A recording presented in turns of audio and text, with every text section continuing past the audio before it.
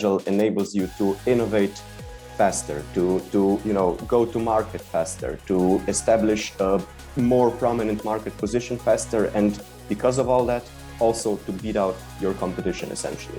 Welcome to Process Pioneers, the show that takes a deep dive into the minds of decision makers, key influencers, and process experts who are pioneering the world of everything process. Welcome to the next episode of Process Pioneers. My name is Daniel Rayner. I'm the host of Process Pioneers, and in each of these episodes, I get the privilege of sitting down with different BPM practitioners, those that are putting BPM into practice, but also looking at complementary, topics that have something to do or can relate to BPM. So I've had the privilege of sitting down with customer experience professionals and change management specialists, and a wide range of different customers. If you've been following the series for a while now, you would know, we've got a lot of episodes. I think we're into the 90s in terms of number of episodes, and so today we've got an episode along that vein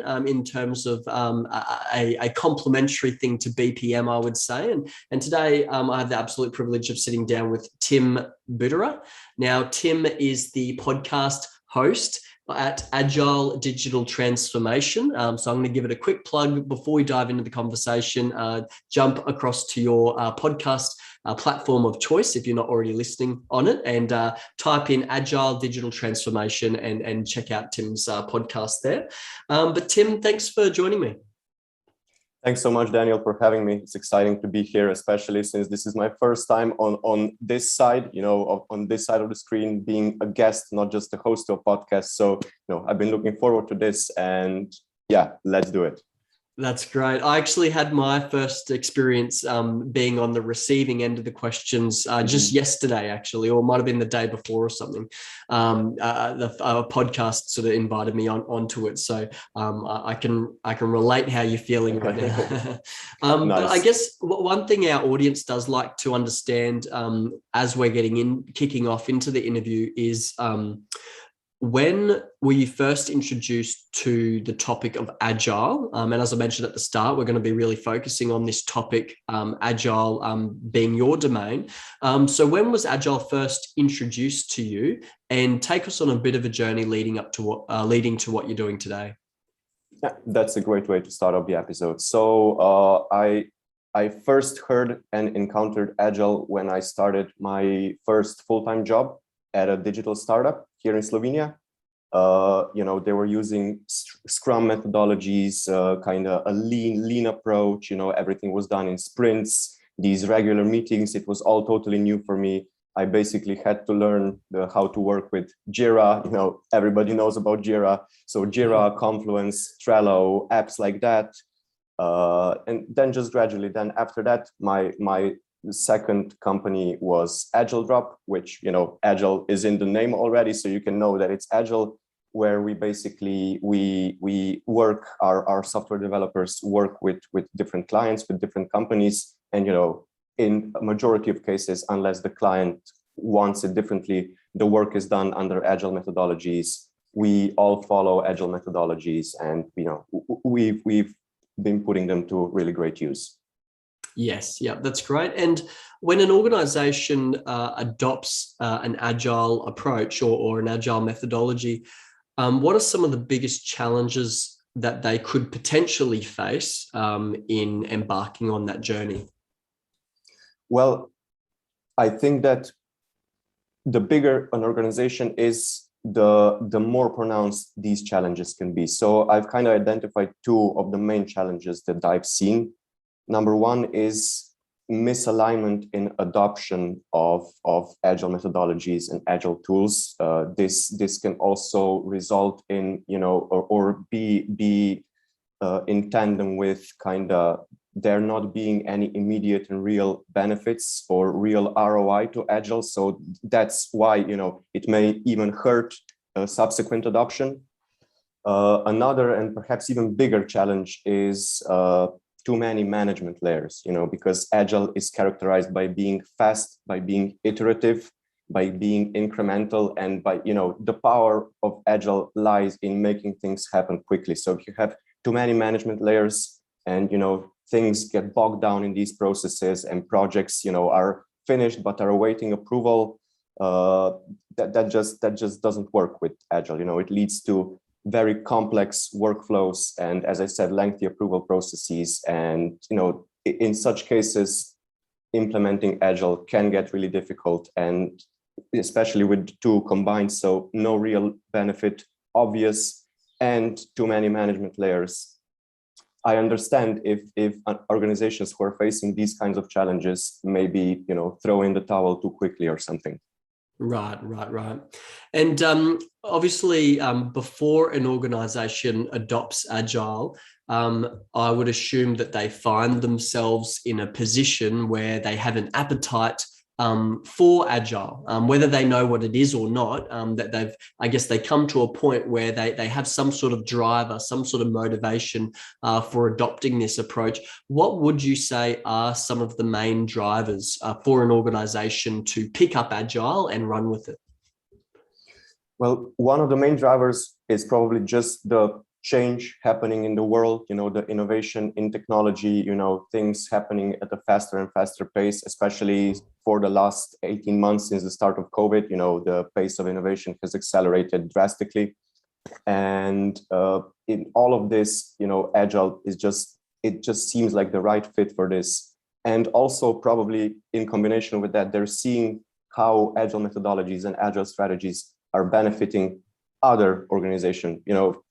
In the most significant case scenario, it's their competitors, and obviously if it's your competitors, you have to do something about it. So this is kind of a big drive for trying to be Agile, as it is for many things, not just Agile. We always look for inspiration to our competitors, or if not for inspiration, we look at how we can one up them, how we can be better than them, how we can better reach our customers, our prospects. So in this sense, Agile is, I think, this is why the drive for Agile has also been increasing lately, because there's so much change and so much uncertainty going on in the world, and so much more experimentation necessary than before, when you had these tried and tested methods, that were following a specific set of guidelines with a specific end goal in mind. But with Agile in an uncertain world, it's just different, and Agile is a good fit for that. Right. And it sounds like Agile would be almost like a natural approach for, say, a small organization or a startup organization, a business that is entering into a market and trying to disrupt how it's always been done. Whereas maybe for a larger organization, it's not their normal, natural approach. Maybe there's a lot of governance, that there's a lot of sort of policies and requirements and things like that slow them down. But as you were saying, that they're either facing disruption from the environment around us, like COVID in the last 18 months. Would you also say that, like, I'm just thinking over the last 10, 15 years, we've had a lot of startup companies, especially in this really sort of online digital tech sort of era that we're in, where we've got these small startup companies disrupting entire industries. I mean, you can look at Airbnb, the way that we deliver accommodation, Uber, the way we deliver transport, Shopify, the way we're buying and selling clothes and things like that. Would you say that because of this, these startup businesses that are disrupting entire industries, would you say that is also forcing large organizations to think quicker and be more agile and adapt quicker than maybe what they have in the past? Yeah, that's definitely true, and that's an excellent observation. It's definitely right. You see the biggest players not just in the industry, but in economics in the world. You see the biggest players being so successful precisely because they've been leveraging Agile techniques. A company like Uber probably would never exist if it wasn't Agile. So this falls back to, not just looking at what your competitors are doing, but looking at what the most successful organizations, the most successful brands are doing. And, it would be foolish at that point not to try to mimic their success in some way. Yes, right. And I guess in talking about success from Agile, what are some of the? Do you have a couple of examples or stories that you could share in a little bit more detail? But obviously censor what you're not allowed to share, because I think that's something our audience loves to hear. Is how has Agile? I mean, normally it's how has BPM been adopted, but where have you seen Agile adopted? And it's been such a significant improvement in the way that they're delivering value to to the organization, I guess.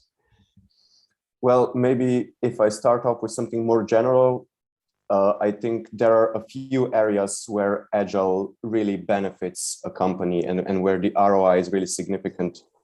Maybe if I try to tell you a few examples, we've had. If you'll check out our podcast, you should check out the episode. I think it was how Agile can enhance collaboration in a post-pandemic world. We had a great guest on that time who was talking about, I think they were working with a higher ed institution who had some kind of learning portal or something. And because of the pandemic, suddenly their collaboration was hindered. They weren't able to work together as efficiently as before, and because they adopted certain Agile methodologies, they were able to greatly enhance collaboration, not just to the pre-pandemic levels, but actually raise it above pre-pandemic levels. And I think that the techniques that they use or the strategies that they found most useful were retrospectives, so this is a type of meeting in Agile as opposed to Scrum or stand-up meetings, which are kind of these regular ongoing things. A retrospective is typically reserved for the end of a project to kind of reflect on what went well, what could have been done differently, what the biggest challenges were, just kind of to use it as learning material for further development.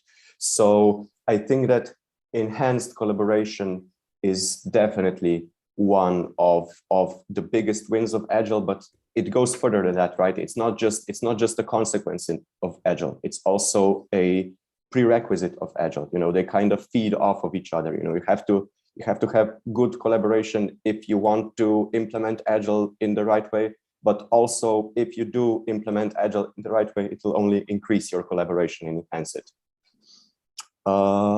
The other big win, and I think this is true for almost any company, and kind of ties back to how, Uber is not an old company, it's a relatively young company, but it's the top company in its field.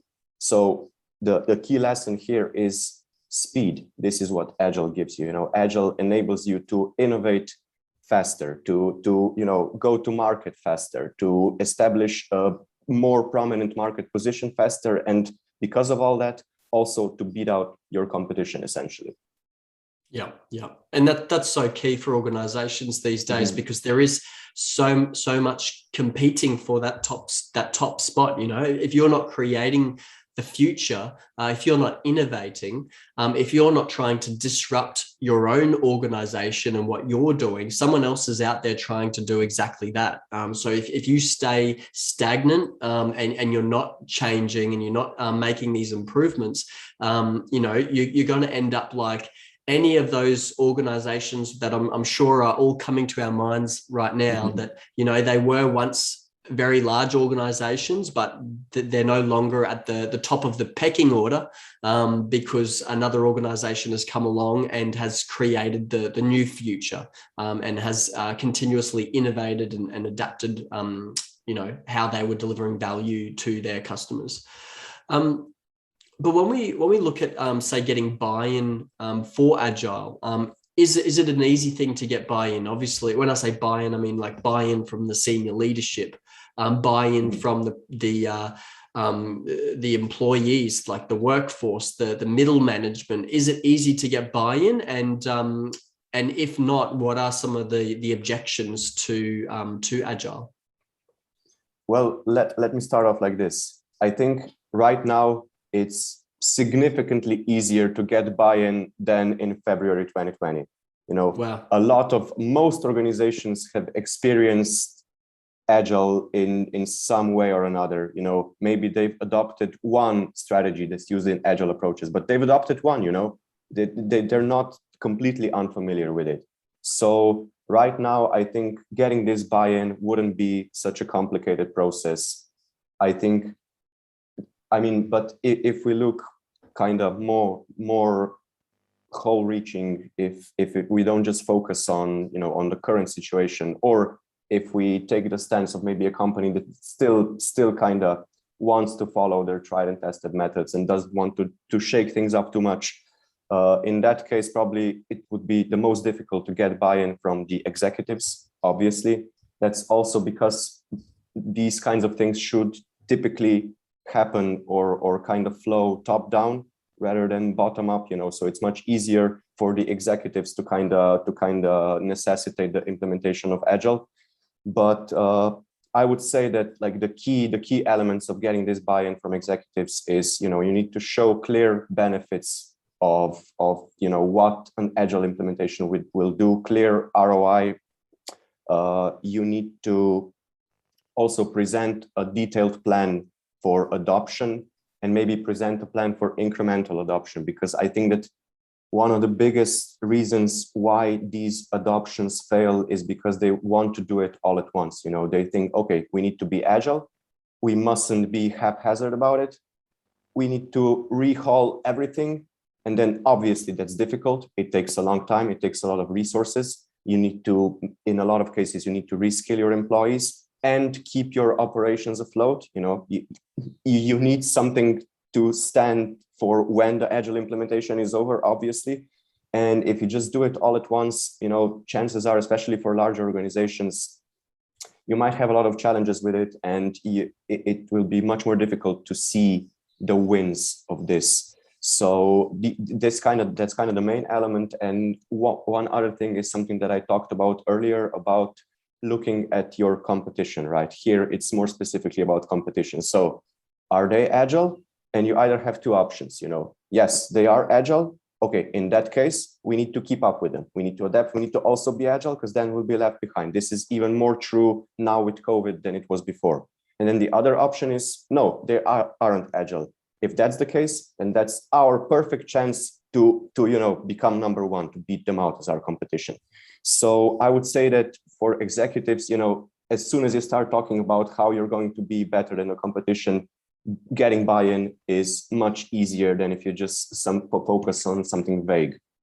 Then for employees, you mentioned, employees and middle management, that typically, getting buy-in from these typically is not difficult, because Agile, as we mentioned before, Agile also increases, collaboration. It increases productivity through increased collaboration. So obviously employees would want to work in more optimal situations with more optimized processes, with better workflows, better communication established with their direct managers, upper management, their direct reports.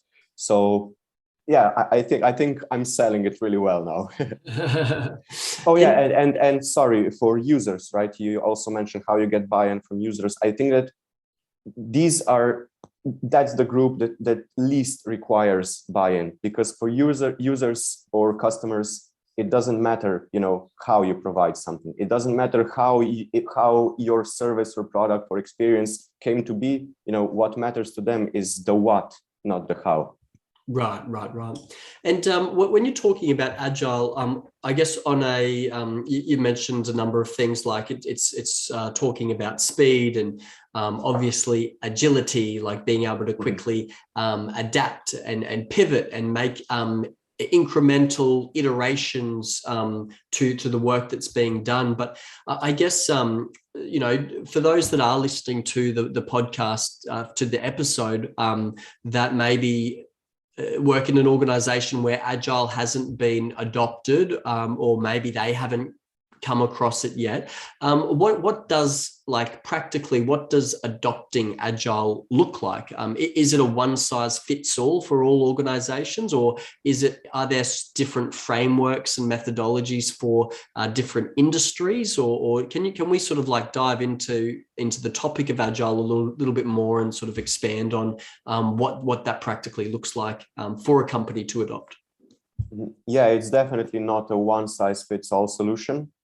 And as I mentioned previously, most organizations are not, I mean, yeah, there are a lot of different frameworks. I think there are new ones popping up, not every day, but quite frequently. I wouldn't say they're as frequent as new JavaScript frameworks, but maybe we're getting there.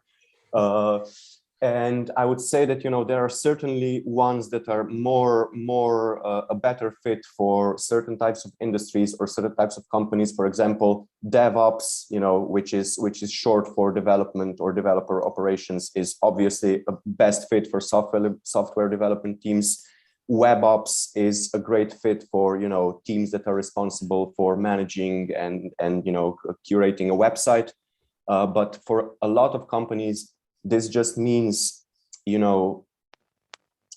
different Agile methodologies implemented, kind of as their needs see it, as they see it necessary. So, a company might be completely Agile, but still rely on a particular element of waterfall, which is kind of the antithesis of Agile. Or they may only employ a few Agile tactics, a few methodologies, while they're completely waterfall. I think it really depends on the organization, and I think that's the beauty of Agile, because it doesn't have to be followed super strictly in order to see the benefits and to kind of see change in your organization for that.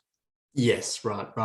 And for someone listening right now that, maybe they're in a position where they can introduce Agile to their organization, what are a couple of your top tips when implementing an Agile approach, or I guess for this person in particular, what would you encourage them to do next as like their next best steps?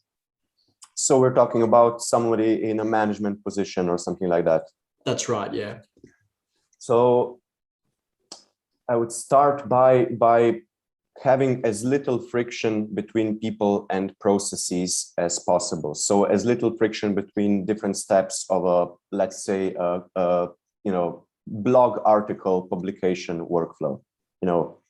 As the more people you have with that, the harder it will be to implement Agile. But if it's just, if you give more autonomy to, the person who is maybe publishing it or something in this particular case, and at the same time offer them good communication channels and, kind of the ability to iterate as the thing is being developed rather than just providing feedback afterwards.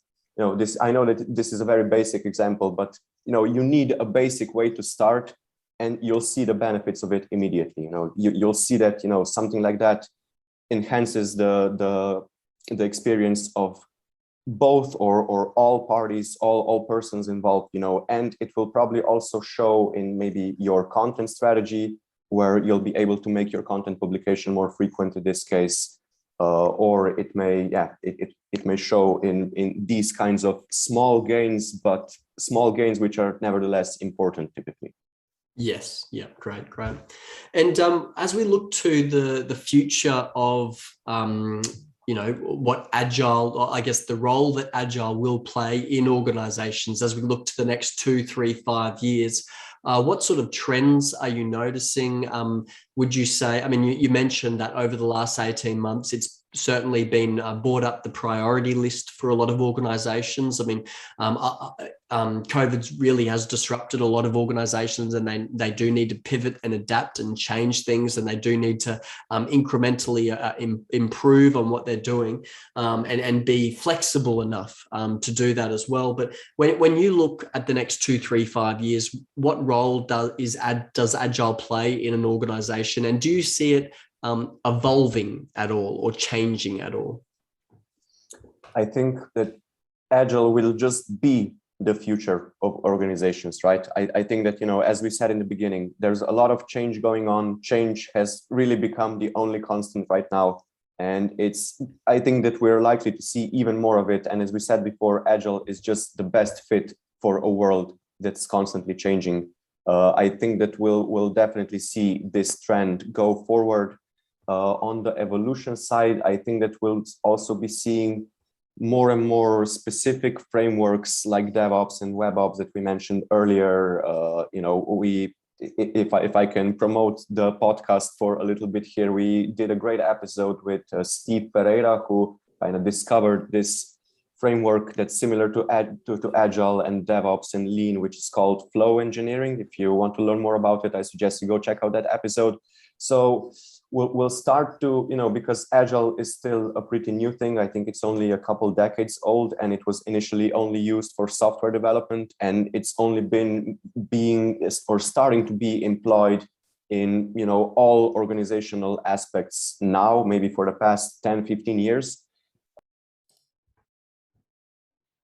Flashed out, more specific frameworks maybe developed that cherry pick different elements of Agile that are maybe a best fit for an organization which up until now hasn't yet adopted Agile so much, or has only adopted it out of necessity and not, because they saw the potential of what a long-lasting and proper Agile implementation will do. I think that we'll see a lot of companies that are starting to implement it now because of necessity, just implementing it because they will have seen that it's working. They will have seen the ROI of it, and they will have learned something from, having to implement everything so quickly and so spontaneously and without any planning. And, they'll get invaluable lessons from that.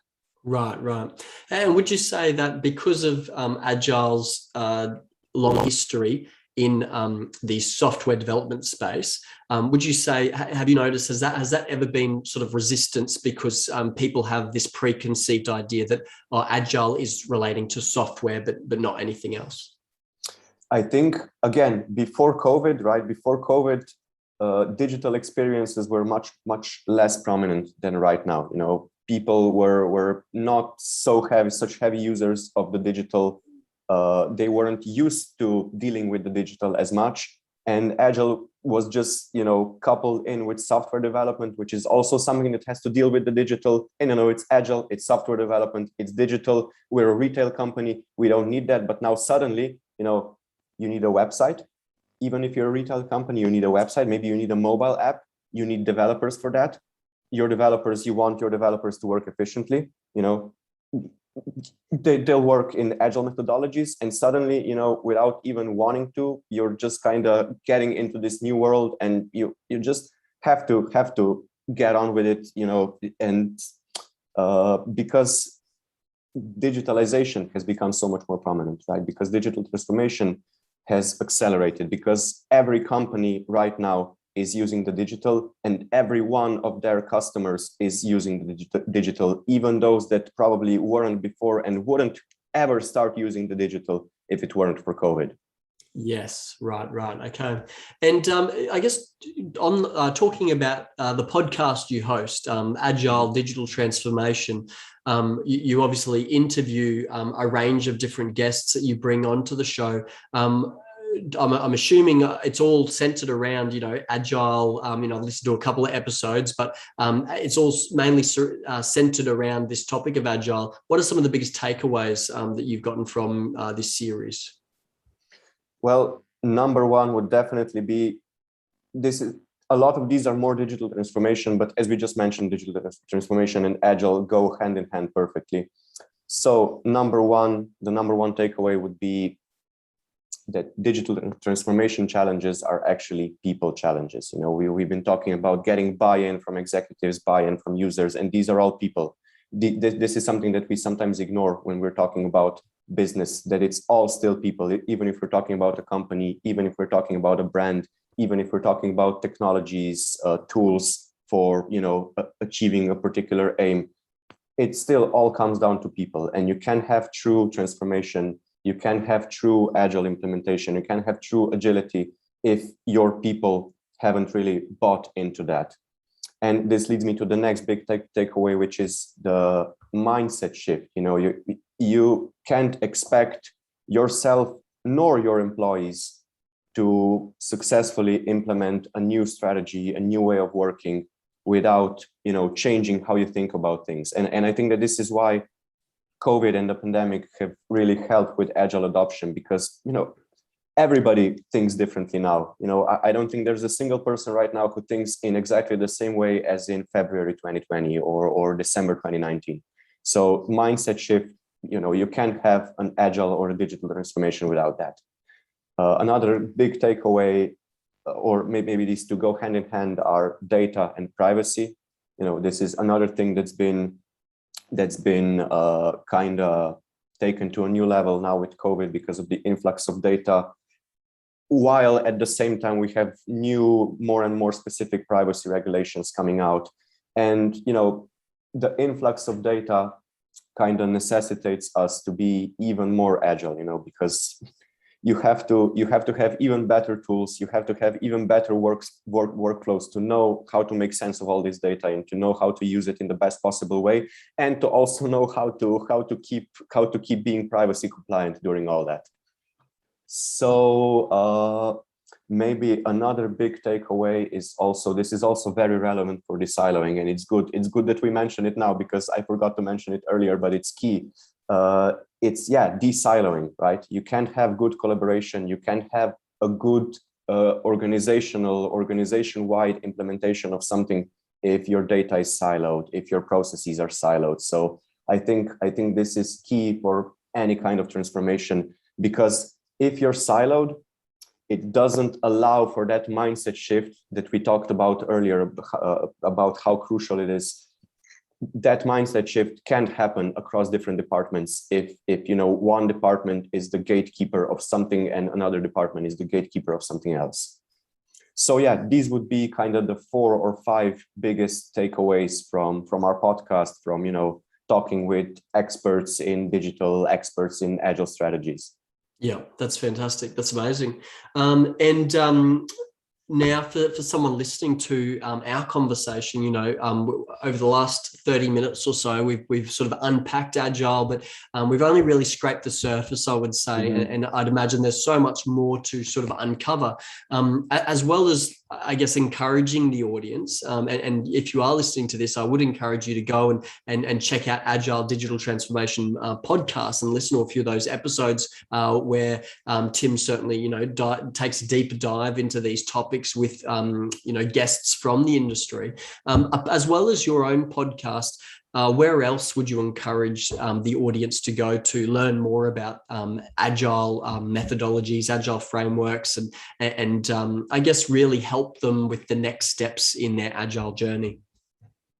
Well, to be perfectly honest, every time I was researching any of this, or when I needed more information about something agile related, there was very rarely one source that would kind of provide everything I needed. Usually I would find a great article on Agile, maybe, one day on CMS Wire, one day I would find a great article on strategy and business, one day I would find a great article at, random client of ours or something.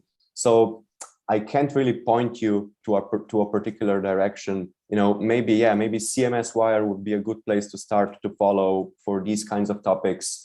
Probably, firms like McKinsey and maybe a firm like Globant would also be good places to start, their blogs, their white papers.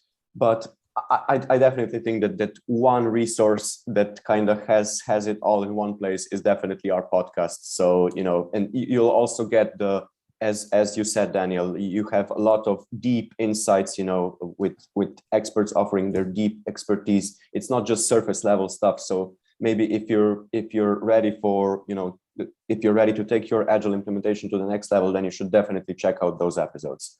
But other than that, probably follow a good digital blog or a company that operates in these spheres, and you'll probably also find more resources from that. I also recommend that if you find a good resource on Agile, you also check if it, provides any additional resources, the links that it includes, that's probably the best way to go about it.